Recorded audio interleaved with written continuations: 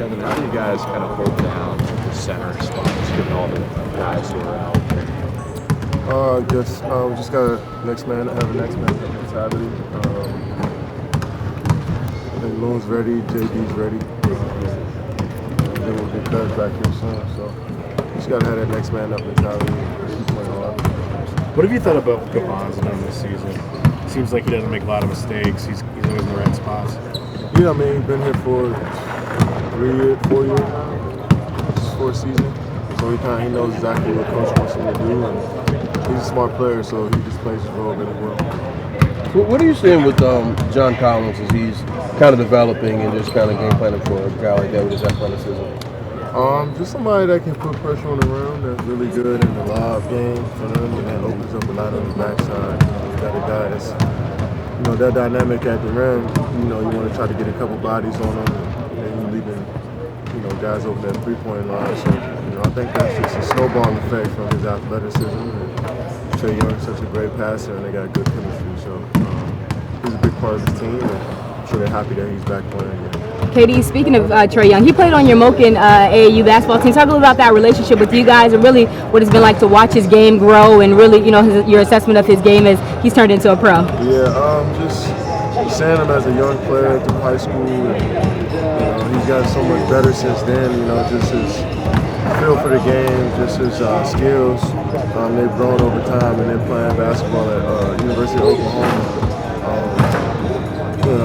Allow him to just play a little bit more free and with a little bit more confidence. I think Coach Kruger was huge for him. That year at OU, and then coming in with the Hawks, they kind of laid out the same plan where they would give him the ball and let him work and let him learn on the fly. And I think that's always good for young players, especially as top picks like that. So I'm very, very happy, for him and his family, and proud of how he's playing. But I know he's got another level to go to. Kevin, there's a lot of leaders on this team, but during this time that you guys have been short-handed, you've truly just stepped up in a position that you're leading this team. 3 games in a row, we've been able to see you produce more than 40 points. Have there been any part of your game, mentally or physically, that you haven't unlocked or unleashed yet? Nah, I've pretty much done everything I wanted to do in the NBA as a player, individually, on the court, from a leadership standpoint, from a skill standpoint. I've been through every situation, so I try to lean on those times throughout the season when we just going through a tough period, whether it's injuries, whether you're not playing well, not shooting well. I try to go back to those times where I experienced all of those things and try to use them and apply them now. Clay said that you play every single game like it's game 5 in the finals. With a team like Atlanta, how do you get away from complacency? I just want to go out there and win every possession. I think we know we got an opportunity to win this game and play well tonight, and we want to go out here and make it happen. And I think everybody on our team has that. KD, we know you're a big lover of music, lover of hip hop. You produce in your off time. Recently, Meek Mill put out his new project, Championship. With you being a reigning NBA Finals MVP, of course, being an NBA champion, have you had a chance to check out the project? And if so, do you have a favorite record on there yet? Of course. I mean, it's hard to pick a favorite record when you just really appreciate every single piece of music on there, and never want to just single one of those records out. But me, somebody that in our culture who we seen grow up and go through some tough times, but to come back out and makes a body of work that's that touches so many people. It's good to see a black man stand up and do his thing. KD, your sneaker was kind of the go-to sneaker in the WNBA this season, with Breanna Stewart obviously being the catalyst behind that. What does it mean to really see that crossover market on women starting to wear your shoe? I just respect basketball players no matter where you play or what league it's in, men or women. And I feel like this game doesn't really have it doesn't look at skin or gender or anything. I just make my shoes for hoopers in general, so I just appreciate everybody who wants to throw in some KDs when they play ball. So that's what I'm about. Kevin, whether it's Trae Young or anyone who's a rising star coming out of college, what do you think of that whole push of immediately comparing that player to like another star? What do you think of that? It's ridiculous. I see Trae Young being compared to Steph a lot. You see young players in college now being compared to NBA megastars.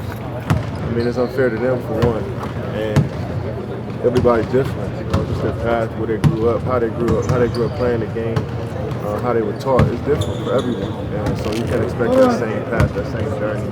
I know it's the easy thing to do is to compare young players to players that you only see on TV all the time, but you know, more so than anything, these guys that you compare to, they don't have careers like the best players ever. You know, it's more so on a different level. That's why these guys that are so good are unique. You know, you can't compare anybody to them. I just think you should let everybody be who they are individually. Does it put unnecessary pressure? How did you deal with those expectations? I just try to just focus on me and realize that I didn't play the same as a lot of these players that they compare me to. But I just wanted to just kind of be who I was individually and kind of craft my game the way I wanted to. Obviously, I got influences and people that I look up to, but I just try to do it my way. You put unnecessary pressure on a kid trying to come through, and how you deal with that unnecessary pressure. Well, you try not to feed into it, you know, because you know it's not really real when somebody starts comparing you because.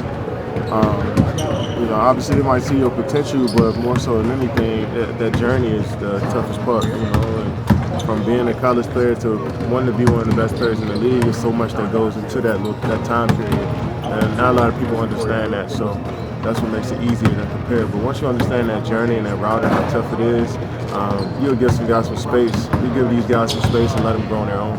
KD, Monday Night Football. You got to talk about your Redskins. What's going to happen? I hope we get a W, man. It's a huge game for us. We're struggling this year with injuries, and of course, our starting quarterback had a gruesome injury, which would take just the morale out of the team. But I feel like Coach has been trying to keep everybody motivated and realize we still got a chance to make the playoffs. And hopefully tonight we get it done. We've seen you do a lot with Breanna Stewart. Can you talk a little about, you know, what is it that you admire most about her game?